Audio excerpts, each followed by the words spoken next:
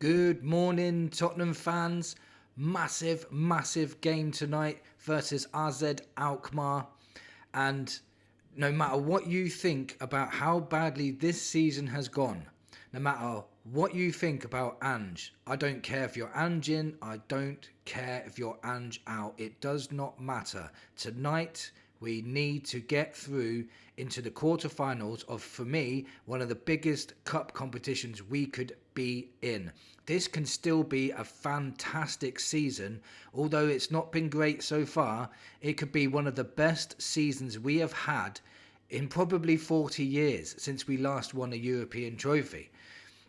Now, I've had conversations with a lot of my followers saying that, the players need to play well for the fans to get behind them. And I say that the fans need to get behind the players.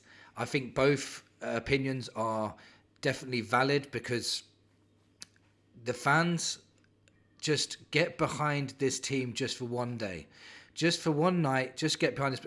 It's clear that the players are very low on confidence. It's very clear they are going to still probably make a couple of mistakes tonight due to nerves, most probably. But please don't get on their back straight away. Please get behind them, support them, lift them, show them that you love Tottenham Hotspur, and I'm sure that their performance levels will rise anyway. And to caveat that, the players need to stop making sloppy mistakes, press well, create chances, and put in 100% effort, and the fans will follow anyway. So both need to work together. The fans need to work with the players to really push us on to going through. This can still be a great season for us.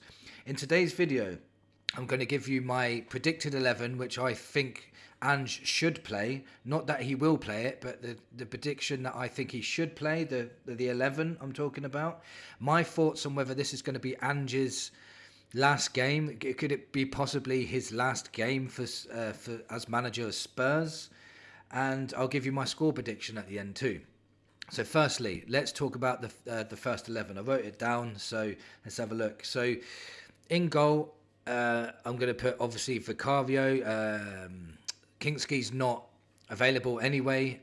Vicario is the only choice that anybody would put in. He's been fantastic since he's come back. His leadership has been amazing. He loves Tottenham. He wants to win, and he just makes such a difference when he's back there. He's made some vital saves for, especially in the first leg. At right back, now this is very debatable. A lot of people are saying they want Porro in there, but for me, Spence is undroppable. Spence has been fantastic, and Spence should be playing. And the reason why I say that is because I think your doggy is going to be playing left back because he was rested against Bournemouth. So I think right back could be Spence and left back could be your doggy. Now in the middle, I think it's going to be Van de Ven and Romero. Danso pulled up with a slight hamstring problem at the end of the Bournemouth game. So Davis is fit, which is brilliant. So he's one in, one out again. But we've got Van de Ven, Romero, centre-backs, which is good. I hope the rustiness from Romero has worn off now and he has a good performance tonight against AZ. Van de Ven is always a good player, no matter how long he's been off for. And now in the six, now this was very debatable. Bentancur is suspended because he got a yellow in the last game. So for me, what I would do is I would put Gray in the six. Now the argument was, would you put Gray in the six in such an important game, and he hasn't had much time to train there? Firstly, he's a midfielder. He doesn't need time to train in midfield. He knows how to play midfield. And secondly, how much training time did he get when he was thrown in at left back, thrown in at centre back, and thrown in at right back? He didn't get much training for that. He was trusted to do that, and he done a brilliant job in my opinion. So why can't he do a good job in the six? He's basically playing centre back, but just in front of the centre backs. I think he'll do a fantastic job. He was rested against Bournemouth, so this could be a possibility. Whether Ange does it or not, it's a different story.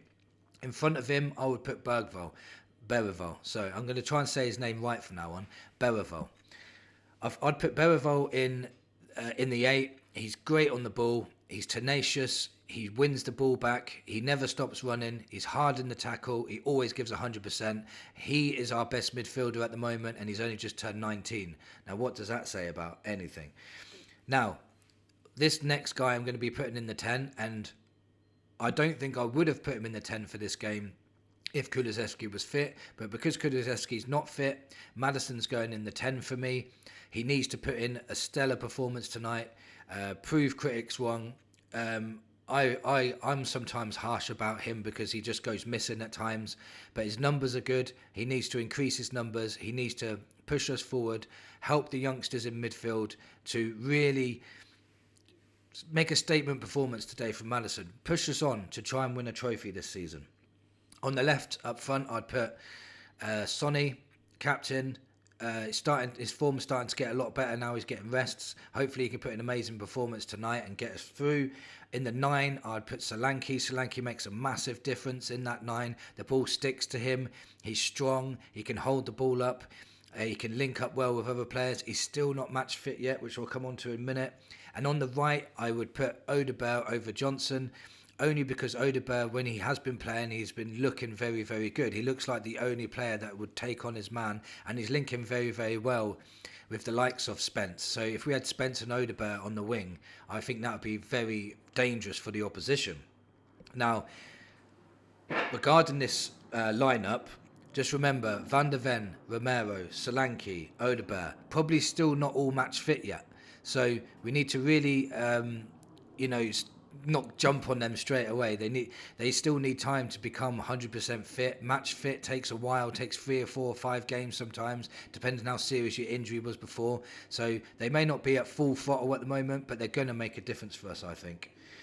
So my thoughts on Ange Postecoglou, whether he will be, this will be his last game or not. Well, if we lost and it was a very poor performance, I'd find it very hard to come up with a reason to keep him. But the only reason I would say to keep him is because there's literally no one else to come in. We'd have to have Mason for the end of the season. It would just peter out, and then the season would be dead. For me, I think they'd keep him. If we went out tonight against Alkmaar with a poor performance, then I'd say at the end of the season, change him for another manager. That's what I would say. I'd keep him until the end of the season and then change him at the end of the season, because another reason is we're not going to get a top class decent manager midway through a season. So I don't think he would lose his job, but if he did lose his job, it wouldn't be surprising to me. That's what I'm saying. So my score prediction for tonight is, I think Tottenham, if we're on it and we press them and we play the way we know we can play, I'm going to say we're going to win this game 3-0 or 3-1. I'm going to go for 3-1, which means we'll go through 3-2 on aggregate, which means it's going to be very, very close tonight. It's not going to be a walk in the park. If we play the way we know we can play and we play our outstanding football, then we can demolish this side. But because of the match fitness and the match sharpness and the cohesion's not there just yet, I think it's going to be close. I'm going to say 3-1 to Spurs, 3-2 on aggregate.